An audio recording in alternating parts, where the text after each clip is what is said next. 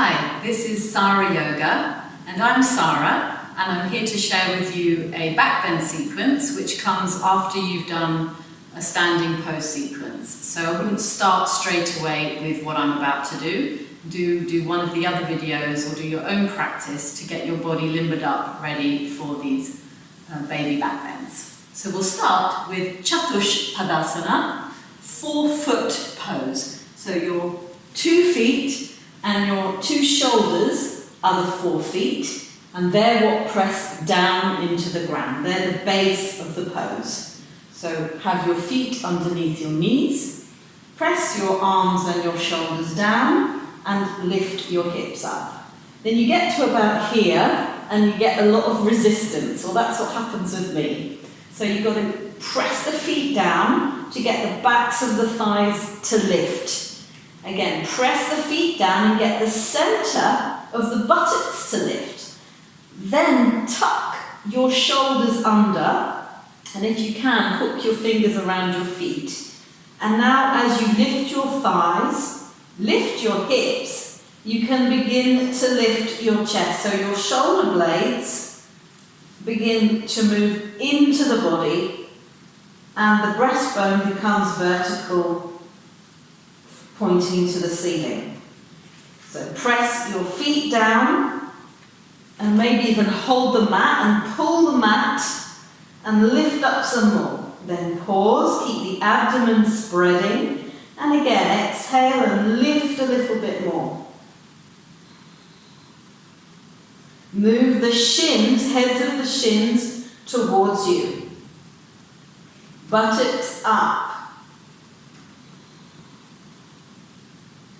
And then slowly roll down. Rest with your knees together.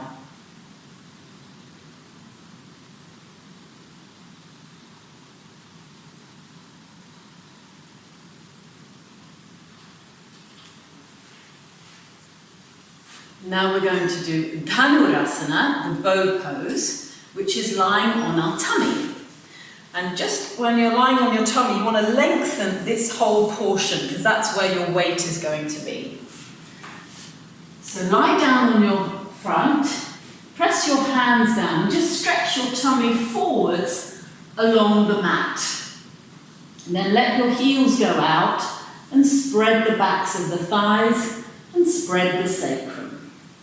Then catch hold of your ankles. Roll your shoulders up and back, then lift your feet, and then move them away from your head. So they go up, but they also go back, because if you don't take them back, you end up forwards to your head. So the feet go up and back, go back with the legs, up and back, up and back. Spread the soles of the feet up and back, and breathe, lift the chest, roll the shoulders back, look straight ahead, don't drop the head.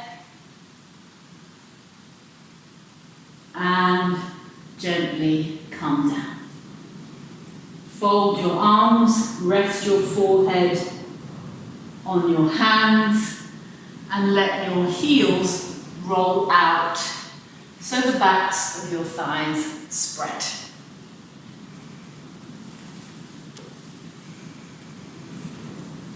So the next posture is Ustrasana, camel pose. So when you're ready, come up to kneeling. Like the gate pose, in one of the other sequences, you're going to press those shins down and move the sacrum forward. Now if you're very experienced, do keep the legs together, but I'm still needing to have my knees apart so that the sacrum can be broad and move into the body. So your backs of your thighs are moving forward, sacrum is forward, then lift the sides of the trunk. Make sure the weight is on the shins. Exhale, keep the spreading in the belly. Then walk your hands from the tops of the thighs down towards your backs of your knees. Allow the abdomen to spread, don't drop the head, and roll the bones of the shoulders back. Then reach to catch your heels. Press down with the hands to lift up with the chest. Keep moving the pelvis forwards so you're not swinging back. And then some of you might be able to take the hands a little bit lower and release the head. But make sure the trapezius is moving away from the neck. Dig those shoulder blades in.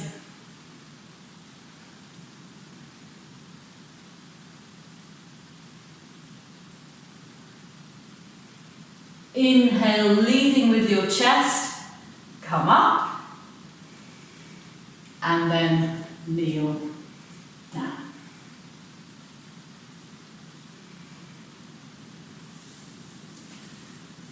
So the next posture is Sethubandha bridge pose, and we're going to use a brick for this. We're going to use a brick for this next posture. So lie down, and the wall is also very helpful, but I'll show it to you without the wall. But imagine that the wall was here, because the wall helps you to straighten your legs. So you're going to lie down with your brick beside you.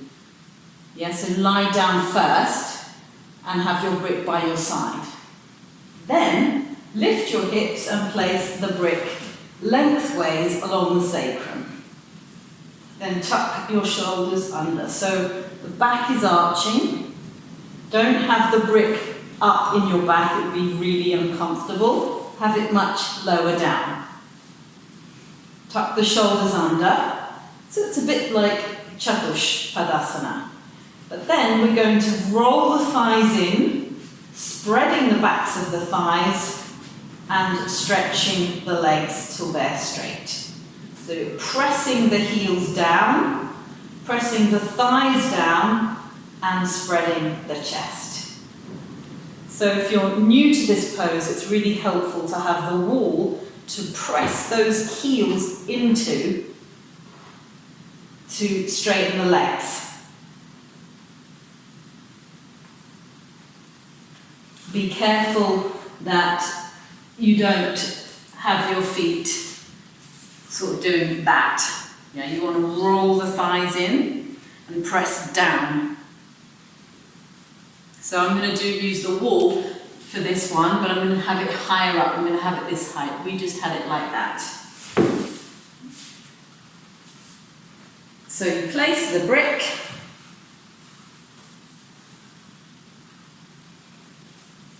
And then extend the legs. So you need to go the right distance so that when you straighten the legs, you can press the thighs down. See how hard it is for me to get these thighs down. So ready? Exhale. Heels to the wall and stamp those inner heels into the wall. Press the thighs down. Alternatively, I could have the heels very slightly up. So just on the top of the skirting. So heels into the wall, thighs down. See how the sides of the chest are lifting.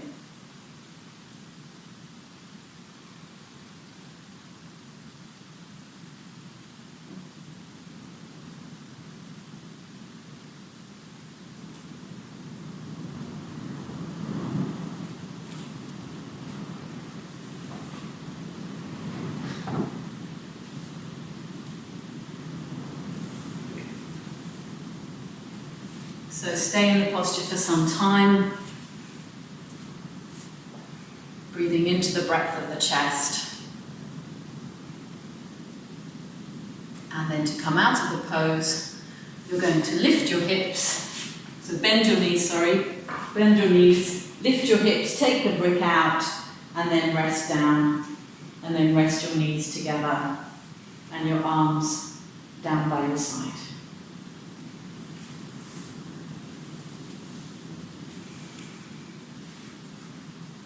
So to close this backbend sequence, we're going to do Dhanurasana first.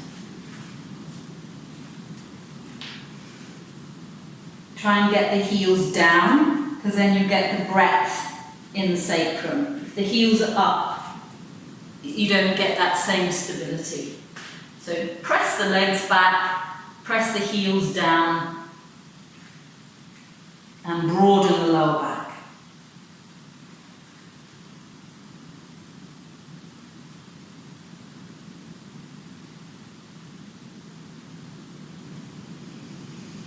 Exhale.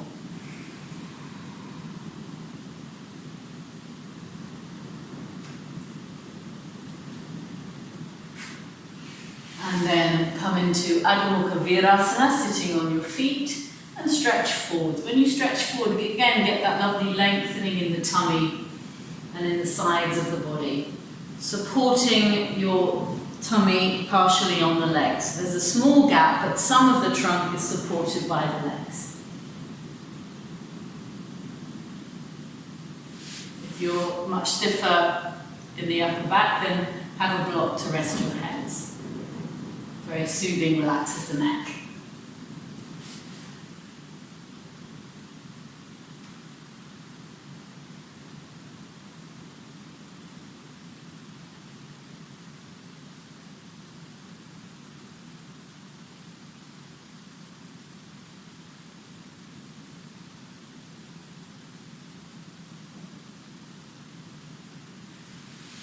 And come up. Then Pajva, meaning to the side. So turn your body to face your right leg and stretch along that leg, lengthening both sides. You won't be able to rest the head necessarily in this one. So lengthening both sides, not sort of going round a bend like that. Belly to the leg. And then the other side, so turn, lengthen both sides of the trunk.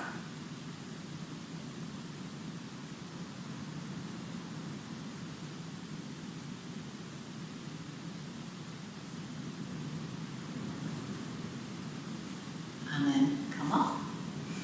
We're going to do Uttanasana and Parshva Uttanasana. So with the feet hip width apart. If you're stiffer, you'll need the lock, and I'll show you why. So extend forwards and down. So spread your sacrum, your back, your upper back. Then bring your hand across to hold your ankle, and the other hand goes out to the side. So stiffer people, you'll need the hand on that, otherwise have the hand on the floor. And move slightly to the side. Don't let your hips get swayed. Keep the hips level, hand across, body across.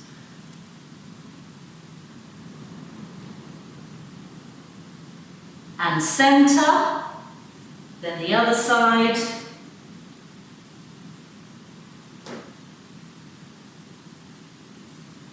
And center, then just hold the elbows and rest down.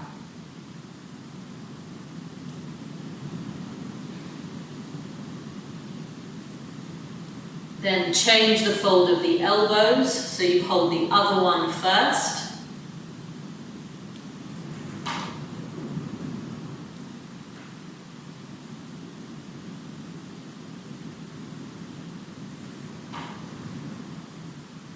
Then firm your legs and hips and come all the way up.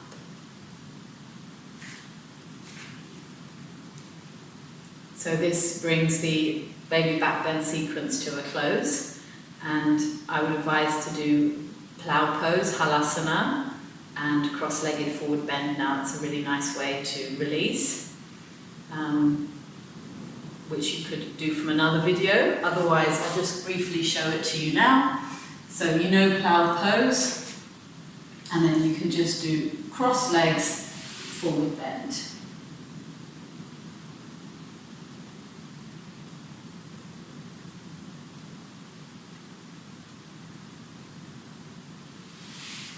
And then change the cross of the legs.